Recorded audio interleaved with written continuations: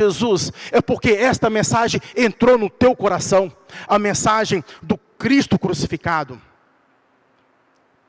E olha, meus irmãos, que a cruz ela tem um poder muito grande.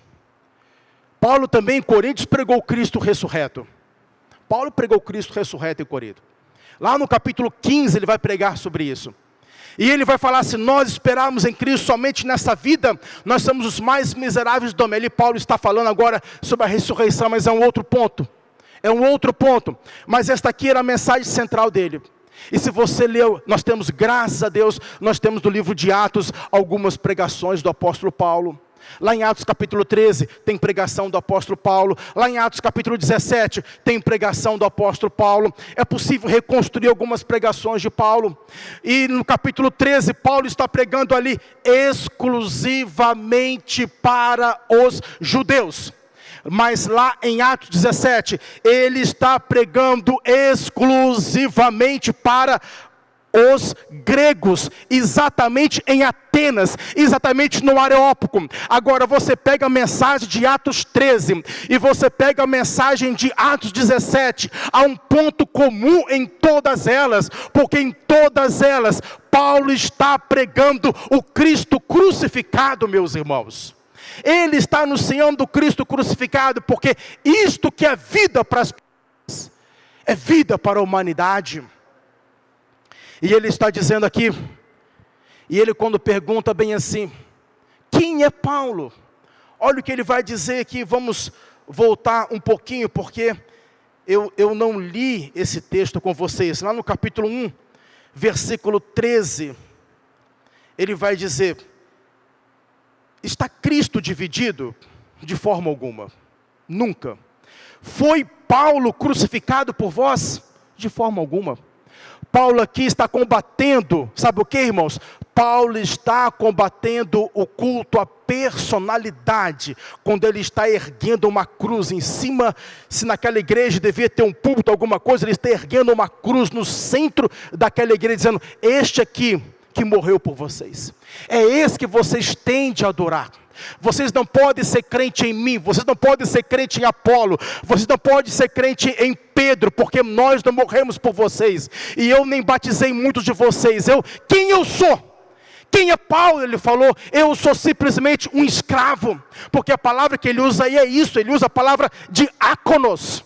Quando ele fala bem assim, eu sou ministro, ele está dizendo diáconos, eu sou um servo, eu sou um escravo, é isso que eu sou. Quem é Apolo? Apolo é um escravo. Como é que vocês estão tendo predileções no meio da igreja? Então, queridos irmãos, o primeiro problema da igreja de Corinto era esse.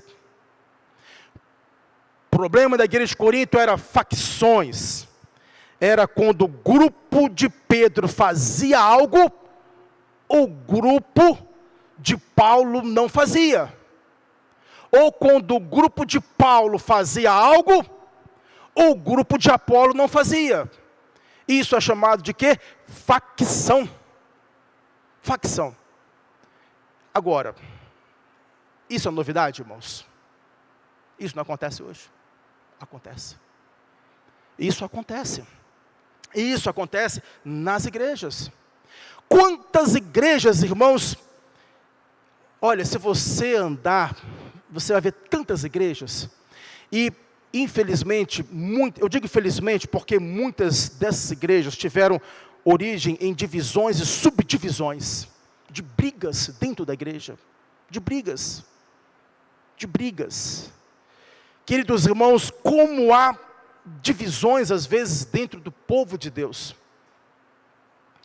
Paulo está dizendo uma coisa aqui, porque uma das coisas que a morte de Cristo trouxe foi unidade. E nós temos de estar em torno da cruz de Cristo. Uma da coisa que a ceia do Senhor aponta, nós quando participamos da ceia do Senhor, nós falamos que ali é a comunhão dos santos. É a comunhão dos santos, a igreja exerce a comunhão dos santos. É isso, o que é a igreja? É o local que nós exercemos a comunhão dos santos. Agora, o que é comunhão hoje? Comunhão, para muitos, é eu falar bem assim, fala para o seu irmão do lado que você ama ele. Para muitos, comunhão é isso. Mas a palavra comunhão não é isso. A palavra comunhão vem de uma palavra que vocês conhecem, koinonia. E a palavra koinonia, ela quer dizer o quê? Participação, irmãos. Então comunhão, só tem comunhão quando nós temos participação. Participação no corpo de Cristo. A ceia do Senhor é quando nós somos chamados, porque nós temos que pregar o Cristo crucificado, porque nós somos chamados a participar dos sofrimentos de Cristo. Foi isso que o apóstolo Paulo falou para o jovem Timóteo: Timóteo, participa dos meus sofrimentos. E Paulo também falava que ele participava dos sofrimentos de Cristo. Queridos irmãos, pregar o Jesus glorificado, podemos pregar o Jesus glorificado, sim. O Jesus glorificado, que está no céu, e é uma maravilha. Mas aqui na terra você não vai chegar no Jesus glorificado. Aqui na terra você tem de se identificar com Jesus crucificado. Aqui na terra o exemplo para você é o Jesus crucificado. É Ele que você tem de imitar.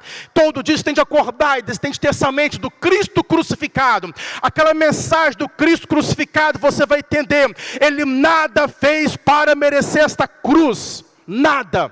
Isso é loucura, porque cruz era para uma pessoa que era tida como maldita. Ele nada fez para merecer essa cruz. E você, quando olha para a cruz de Cristo, irmãos, você quando olha para a cruz de Cristo, você vê eu que devia estar ali. E isso vai nos trazer o quê? Isso vai nos levar à humilhação. Humilhação. Então por isso que Paulo pregava o Cristo crucificado. É por isso que Paulo pregava o Cristo humilhado. E é esta mensagem que nós temos de ter. E é esta mensagem que tem de nos trazer de volta ao eixo central da igreja. A igreja não pode ter como ponto, não pode aqui ter uma pessoa aqui, encher aqui de gente para ouvir uma pessoa, não pode isso, meus irmãos.